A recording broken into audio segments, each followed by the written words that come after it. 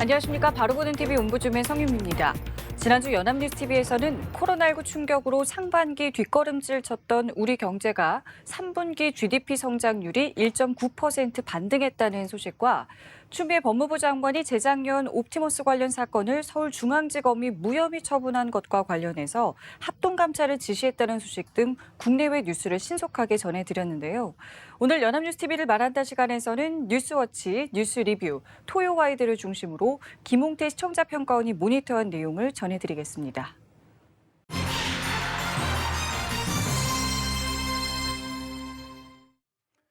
연합뉴스TV는 지난주에 택배기사가 업무상 과로로 인하여 사망사고가 연이어 발생하고 있으며 이에 대한 대책이 필요하다는 내용을 보도하였습니다.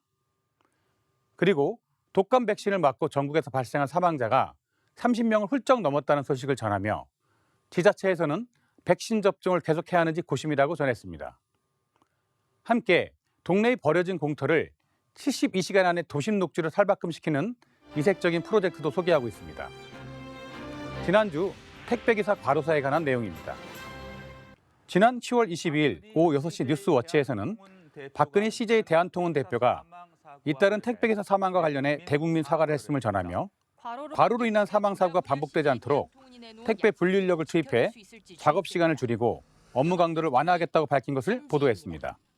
기자는 올해 들어 과로사를 포함해 사망한 택배업계 종사자는 모두 12명으로 이 중 5명이 택배업계 1위 CJ 대한통운 소송이라고 전했는데요.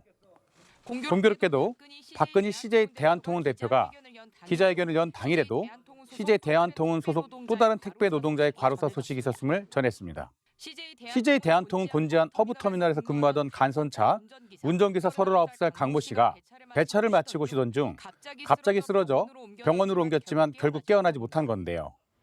잇따른 택배 노동자의 사망으로 열악한 근무 환경과 장시간 노동을 종용하는 업계 관행을 고쳐야 한다는 사회적 목소리가 커지자 박근희 CJ 대한통운 대표는 뒤늦게 사과에 나섰습니다.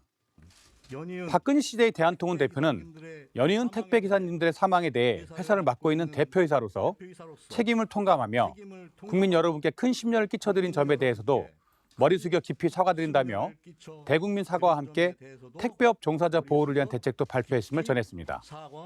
우선 택배 현장의 분류 지원 인력 4,000명을 다음 달부터 단계적으로 투입해 택배 기사들의 작업 시간을 줄이겠다고 밝혔으며 아울러 올해 말까지 전체 집배점을 대상으로 택배기사 산재보험 가입 여부를 조사하고 내년 상반기 안에 모든 택배기사가 산재보험에 가입하도록 하겠다고 밝혔음을 전했습니다.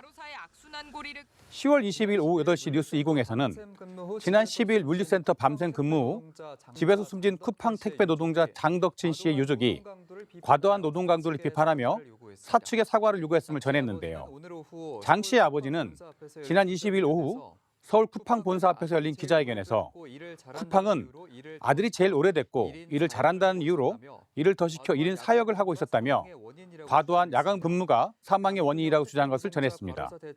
강규혁 택배 노동자 과로사 대책위 공동대표도 총알 배송의 민낯에 수많은 택배 노동자의 피와 땀이 서려 있다며 대책 마련을 촉구했는데요. 유족은 쿠팡 측에 면담을 요청했으나 쿠팡 측은 코로나19 등을 이유로 거부했다고 보도했습니다. 이 보도는 택배기사의 과로사가 연달아 발생하고 있다는 내용인데요. 코로나19가 계속되고 있는 현재 상황에서 배달의 필요성은 점점 강해지고 있어 앞으로 이 부분에 대한 대응책 논의가 중요해지고 있습니다. 결국 CJ 대한통운은 대표이사의 사과가 있었고 택배기사의 작업 시간을 줄이고 전원 산재보험 가입 등의 대책을 내놓았으나 쿠팡의 경우 이 보도 당시까지 유족의 면담을 거부했다고 전하고 있습니다. 위와 같은 보도를 함에 있어 우선 현 상황에서 택배의 중요성, 택배기사의 노동 강도, 그리고 택배업이 선진국에서 어떻게 이루어지고 있는지에 대한 추가 보도가 이어져야 하겠습니다. 그리고 비록 유통비용 증가로 물건 가격의 상승을 초래하겠지만 현실적으로 택배업은 사람의 노동에 의해서 주로 이루어지는 분야이기에 택배업의 현재 상황과 노동에 상응하는 임금의 책정이 필요하다는 언급이 필요해 보였습니다. 함께 과도한 택배 노동의 현 상황은 최대한 빠르게 개선되어야 또 다른 과로사를 막을 수 있다는 강한 멘트가 필요해 보기도 했습니다. 지난주에는 독감 백신을 접종한 후에 사망하는 사례가 늘어가고 있어 지자체의 고심이 있다는 보도가 있었습니다. 10월 23일 오후 8시 뉴스 리브에서는 독감 백신을 맞고 사망하는 사례가 속출했다면서 전국에서 발생한 사망자가 30명을 훌쩍 넘었었으며 사망자가 늘어나자 지자체에서는 접종을 계속해야 하나 고심하고 있다고 전했습니다. 기자는 질병관리청이 23일 오후 1시를 기준으로 발표한 독감 예방접종을 한 뒤 사망한 사람은 모두 36명이며 전날보다 사망자는 9명 늘었고 사망자 가운데 2명은 중증 환자로 신고가 접수됐으나 끝내 숨졌다고 전했습니다. 서울 양천구에서는 70대 남성이 지난 19일 독감 백신을 맞은 뒤 사망한 사례가 보고됐으며 서울에서만 4명의 사망자가 발생했는데요. 충남에서도 23일 당진과 천안에서 독감 백신 접종 이후 사망자가 각각 1명씩 확인됐다고 전하기도 했습니다. 경남도 총 6명이 사망했으며 전남에서 4명, 전북 3명, 광주에서도 1명이 사망했음을 전했습니다. 전국적으로는 23일 현재 충북을 제외한 대부분 지역에서 독감 예방접종 관련 사망자가 발생했는데요. 하지만 아직까지 독감 예방접종과의 정확한 연관성은 밝혀지지 않은 상태여서 각 지자체에서는 자체적으로 독감 예방접종을 보류하는 방안을 고심하고 있다고 전했습니다. 실제 서울 영등포 보건소와 경북 포항시 등은 지역 내 의료기관의 공문을 통해 독감 예방접종을 보류해달라고 요청하기도 했는데요. 하지만 질병관리청은 지자체가 보건당국과 협의 없이 단독으로 독감 백신 접종을 중단해서는 안 된다는 입장을 밝혔다고 전했습니다. 해당 보도에서는 보건소에서 독감 예방접종 후 건강에 이상이 생겼다면 질병관리청이 피해 보상을 해야 한다는 법원의 판결이 소송 6년 만에 나왔다고 전했습니다. 기자는 지난 2014년 당시 60대였던 A씨는 경기 용인의 한 보건소에서 독감 예방접종을 했는데요. 11일이 지나 다리와 허리에 힘이 빠지는 증상이 나타나 병원을 찾아 진단을 받은 결과 길랭 발해 증후군이라는 진단을 받았다면서 길랭 발해 증후군은 운동신경과 감각신경을 마비시키는 말초성 신경병으로 원인이 확실하게 밝혀지지 않았으나 바이러스 감염 또는 예방접종 후 갑작스럽게 발병하는 것이라고 전했습니다. 이어 A씨는 예방접종과 관련이 있다고 생각해 질병관리청에 피해 보상을 신청했지만 질병관리청은 예방접종의 관련성이 인정되지 않는다는 이유로 받아들이지 않았고 A씨는 행정소송을 냈는데요. 1심에서는 받아들여지지 않았으나 항소심 결과는 달랐다고 전했습니다. 서울고법은 1심을 깨고 원고 승소를 판결했는데요. 항소심 재판부는 예방접종과 질병 사이에 시간적인 밀접성이 있다며 예방접종으로부터 길랭 발해 증후군이 발생했다고 추론하는 것이 불가능하지 않다고 판단했습니다. 함께 재판부는 대한의사협회와 진료기록 감정을 받은 병원에서도 예방접종이 영향을 줄 수 있다는 소견을 제시했다고 전했습니다. 해당 보도들은 독감 백신으로 인해 사망자가 전국적으로 발생하고 있음을 각 지역의 사망자 수를 밝히며 상세히 전달하고 있습니다. 각 지자체가 예방접종을 계속할지가 큰 문제인데요. 이는 예방접종과 사망과의 인관계를 얼마나 인정할 수 있는지 문제라는 점을 지적하고 이러한 사망자의 수가 과거의 백신 접종에 의한 사망자의 수나 외국에서의 사망자의 수에 비추어 통계적으로 의미가 어떠한지를 추후 보도해야 할 것입니다. 이와 관련하여 고등법원 판례를 보도하였고 접종과 질병 사이에 인과관계가 있다면 손해배상을 받을 수 있다고 전달한 점은 좋았습니다. 하지만 위 소송에서 질병관리청이 처분에 불복한 1심에서는 소재기기간이 지나 각하되었지만 2심에서는 최초의 질병관리청의 기각처분이 아닌 이의신청 기각처분을 취소해달라며 내용을 바꿔 청구했기에 기관이 도과되지 않아서 위 고등법원과 같은 내용의 판결을 이끌어내었다는 점을 좀 쉽게라도 설명할 필요는 있어 보였습니다. 10월 24일 오전 토요 와이드에서는 동네의 버려진 공터를 72시간 안에 도심 녹지로 탈바꿈시키는 이색적인 프로젝트를 소개하고 있습니다. 10월 24일 오전 8시 토요 와이드에서는 시민들의 아이디어로 동네의 버려진 공터를 72시간 안에 도심 녹지로 탈바꿈시키는 이색적인 프로젝트를 소개했는데요. 서울시의 72시간 프로젝트로 호응 속에 올해 벌써 9년째 이어지고 있다고 전했습니다. 기자는 산책로 옆 구석진 작은 공간 붉은 벽돌담 아래 아기자기한 식물들이 산책로를 오가는 주민들을 반기지만 이곳은 원래 쓰레기 더미로 가득 찬 공터였다고 전하며 지금은 이렇게 아담한 정원으로 바뀌었는데요. 불과 72시간 만에 변화라고 전했습니다. 버려진 짜투리탕을 72시간 안에 녹지 공간으로 바꾸는 이른바 서울시 72시간 프로젝트 결과물인데요. 도글이 같은 프로젝트 사례를 참고해 시작한 지 올해로 9년째로 시민과 도시국 분야 전문가들의 다양한 아이디어로 무관심 속에 방치됐던 자투리 공간은 도심 속 쉼터가 되고 소통의 공간으로 바뀌었다고 합니다. 문길동 서울시 조경과장은 공원 녹지를 확충하기에는 실질적 공간들은 거의 없다며 작은 자투리 공간들이 아직은 많이 남아있는데 그런 공간들을 새로 찾아내서 주민들에게 되돌려준다고 얘기했습니다. 기자는 지난 9년간 서울 도심 안에 조성된 면적은 78곳, 1만 1천여 제곱미터에 이른다고 마무리했습니다. 시민들의 아이디어로 72시간 안에 도심 녹지로 탈바꿈시키는 프로젝트를 소개하고 있는데요. 이러한 보도는 자연을 되살리며 우리의 환경을 쉼터로 바꾸는 매우 좋은 보도의 모습입니다. 현재 환경오염의 문제가 크게 대두되고 있는 상황에서 이러한 프로젝트가 9년간 계속되어 78곳에서 녹지 도성으로 변화된 것은 매우 의미가 큰데요. 이러한 멘트가 좀 더 강조됐으면 좋았을 것입니다. 그리고 이렇게 좋은 프로젝트가 다른 지자체에도 전파되면 좋겠다는 멘트도 있었으면 좋았을 것입니다. 이러한 보도는 비록 사실을 주로 전하는 뉴스 방송에서도 좋은 방향의 변화를 이끌어내기에 충분한 모습이었습니다.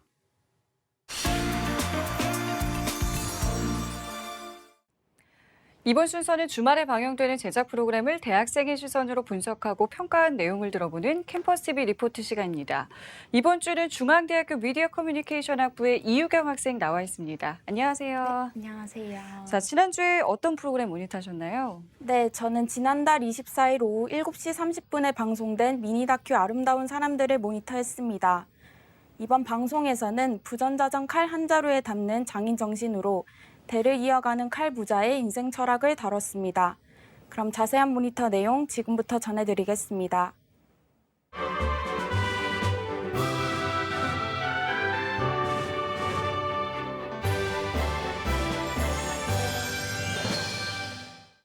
방송은 서울 동작구의 한 수산시장에서 칼 연마사인 전종렬 씨를 소개합니다.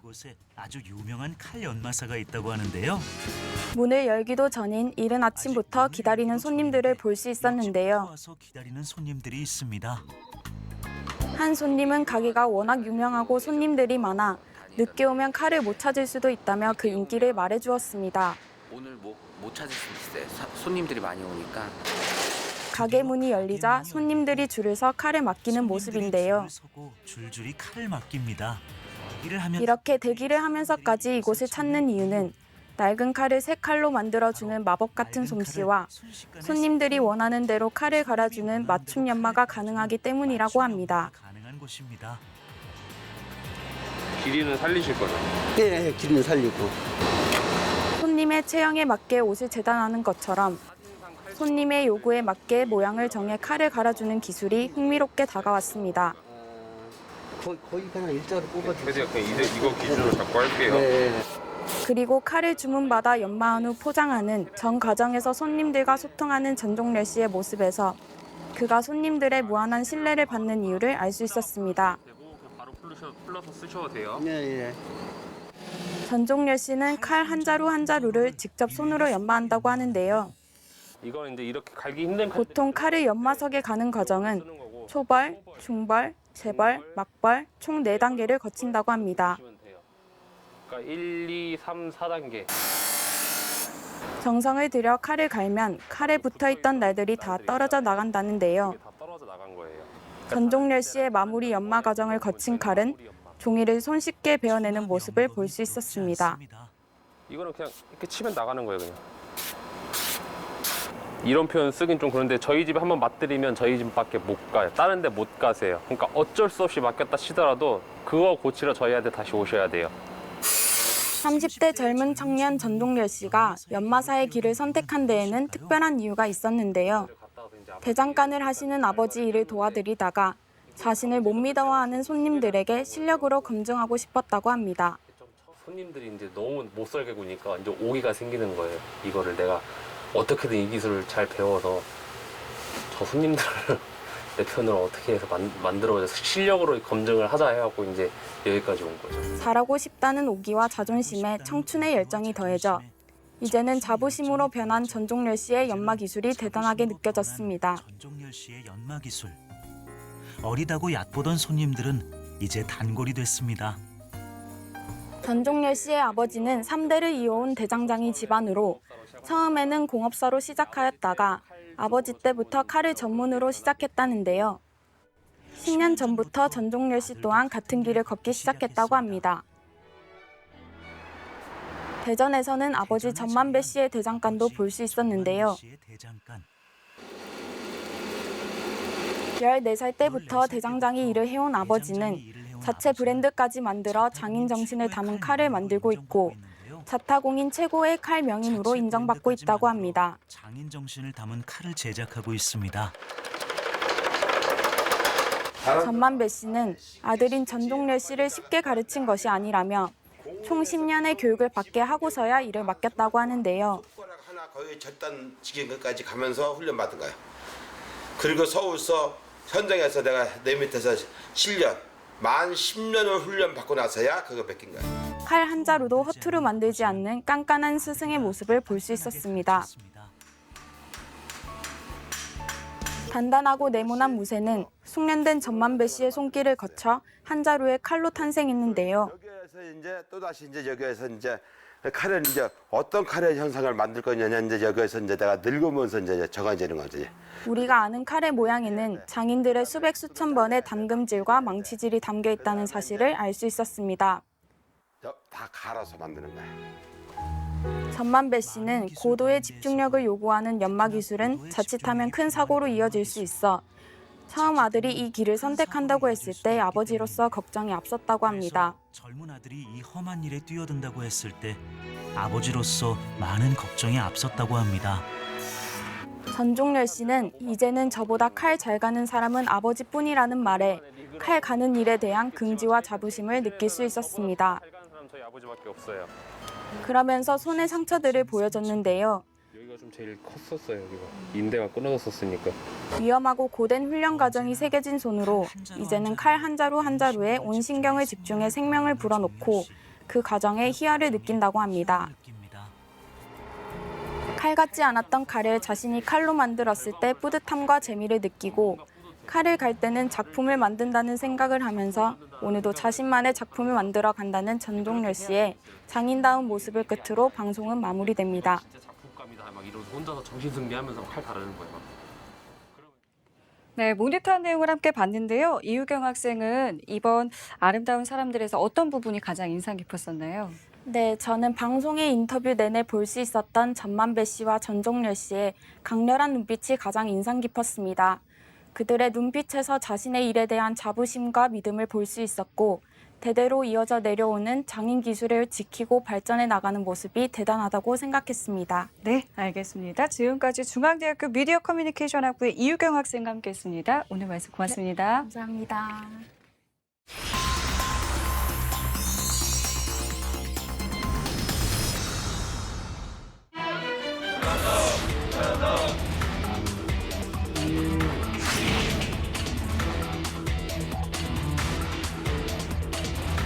한 달에 수수료를 150원씩 깎고 5,000개 기준하면 한 달 수수료 75만 원 깎는 거 이제 더 이상 못 참겠다. 우리 들고 일어났습니다.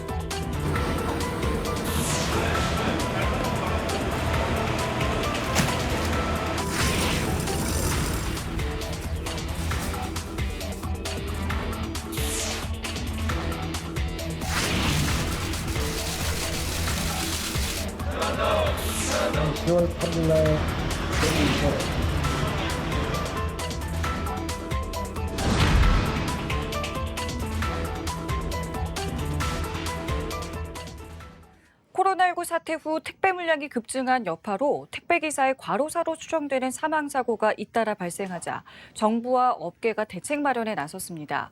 택배기사의 과로 문제는 고용 형태의 변화와 업계의 과잉 경쟁 등이 맞물려서 발생한 것으로 하루빨리 올바른 해법을 찾아야 한다는 목소리가 높아지고 있는데요.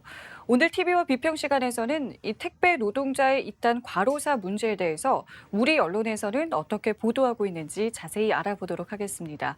오늘 명지대학교 디지털미디어학과의 최선규 교수 나오셨습니다. 안녕하세요. 안녕하세요. 자, 먼저 이 올해 과로사한 것으로 추정되는 택배 노동자가 13명으로 늘었는데요. 택배 노동자가 목숨을 잃은 사례와 원인에 대해서 간단하게 짚어주시고 또 택배업계 구조적인 문제에 대해서 우리 언론에서는 어떻게 보도하고 있는지도 짚어주시죠. 네. 올해 들어서만 10명 넘게 택배 노동자들이 숨진 가운데 업계 1위인 CJ 대한통운의 택배 종사자 강 씨가 지난달 20일 또다시 일터에서 급작스럽게 사망한 것으로 확인됐습니다. 지난달 22일자 세계일보 보도에 따르면 강 씨는 며칠 동안을 주로 야간에 불규칙한 근무 시간에 제대로 쉬지 못하고 장시간 노동에 시달린 것으로 파악됐습니다. 올 들어 택배 물량이 급증하면서 과로사로 추정되어 숨진 택배 노동자는 택배기사 9명, 배송 후에 작업을 맡는 택배 종사자 4명 등 모두 13명에 이르고 있습니다. 택배 노동자 과로사 대책위원회에 따르면 대부분 주 6일째 근무를 하는 택배기사의 주 평균 노동시간은 72시간에 달해 일일 평균 12시간을 일하는 셈입니다. 택배기사들이 장시간 노동에 힘들어하면서도 매일 수백 건에 달하는 택배 물량을 포기하지 못하는 가장 큰 이유는 건당 700원에서 750원 남짓하는 수익 때문입니다. 택배기사는 택배회사의 로고가 박힌 유니폼에 차량을 운전하고 일하지만 택배회사나 지역 대리점과 위탁 계약을 맺고 물량을 배달하는 개인 사업자 신분이기 때문에 배달하는 물량에 따라 수입을 얻습니다. 통상 인터넷 쇼핑몰 등을 통해 물건을 살 때 소비자가 부담하는 배송비는 2,500원 정도인데 물건을 직접 배송하는 택배기사에게 돌아가는 돈은 이 중 3분의 1 미만인 셈입니다. 국내 택배 시장은 지난 20년간 폭발적으로 성장해왔지만 저가 요금 경쟁으로 인해 택배 요금은 오히려 30%가량 떨어졌습니다. 요금이 내리면서 배달기사들의 배달 물량은 점점 늘어났고 과로의 근본적인 원인으로 지적돼 왔다고 민중의 소리는 지난 27일자 기사로 보도했습니다.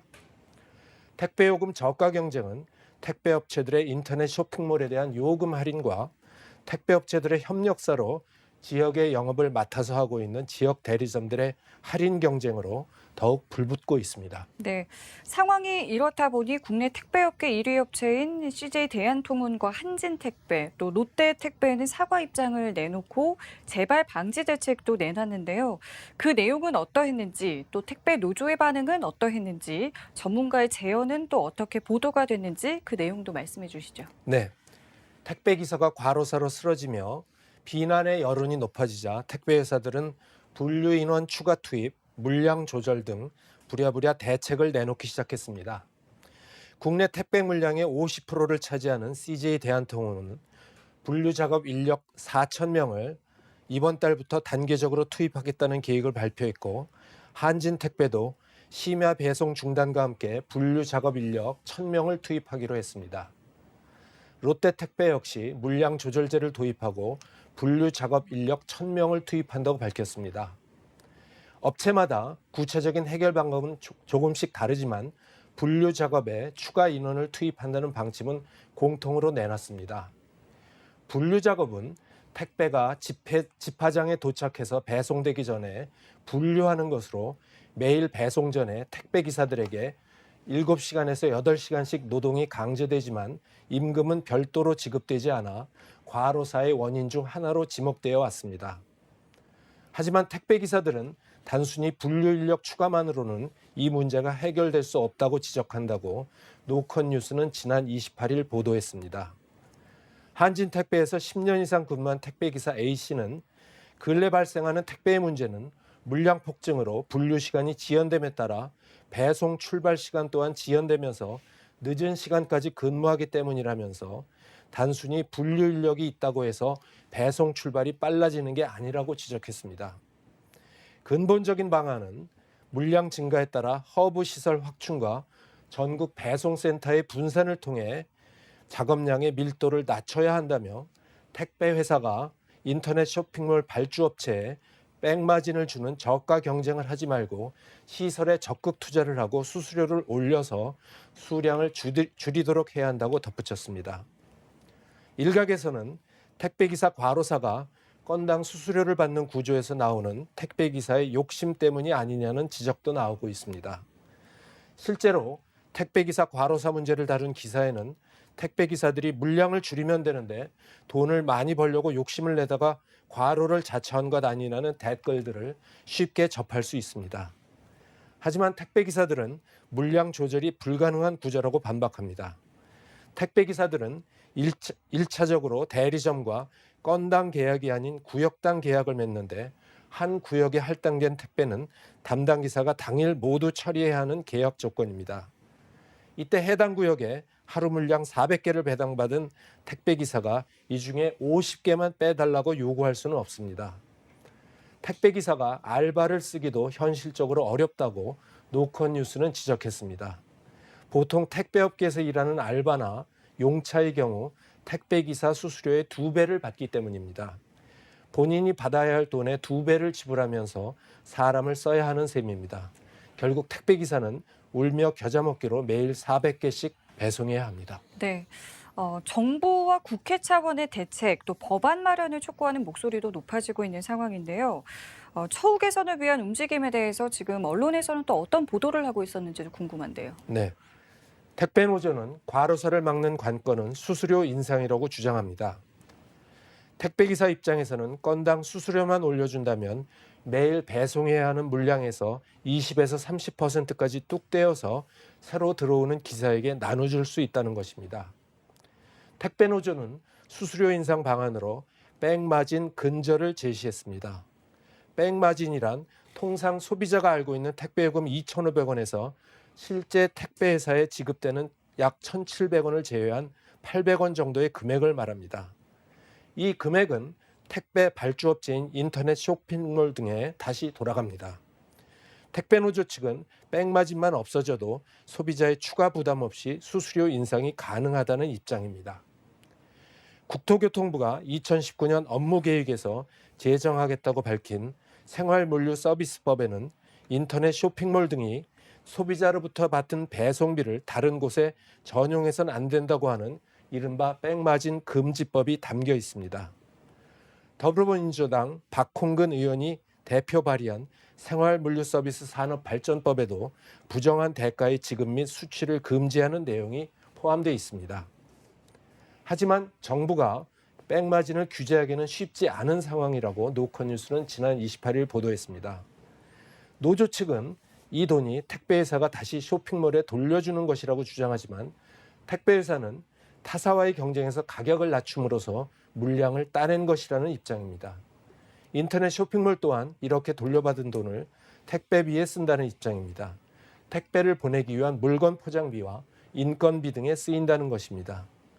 공정거래위원회도 이를 규제하려던 정부의 실제 요금이 시장 요금이라면서 반대 의견을 낸 바가 있습니다. 네, 저희가 지금 함께 이야기한 이 택배 노동자들의 비극을 막기 위한 사회적 합의도 필요해 보이고요. 근본적인 대책도 마련이 돼야 할 텐데요. 우리 언론은 어떤 역할을 해야 하는 걸까요? 네, 택배기사들은 택배회사에 소속된 직원이 아니라 프리랜서처럼 개인 사업자로 일합니다. 지금 우리 근로기준법은 적용 대상이 되는 근로자의 개념을 사용자와 사용 종속 관계에 있는지, 임금이 근로의 대가인지에 따라서 결정하며 이 기준에 따라 근로자라고 인정되면 근로기준법이 적용되고 근로자가 아니면 근로기준법이 적용되지 않습니다. 그런데 근로자와 자영업자의 중간에 해당하는 노무 제공 영역이 있습니다. 택배기사, 음식 배달기사, 우버의 차량기사 등이 여기에 해당하며 우리나라에서는 이들을 특수 형태 근로 종사자라고 부릅니다.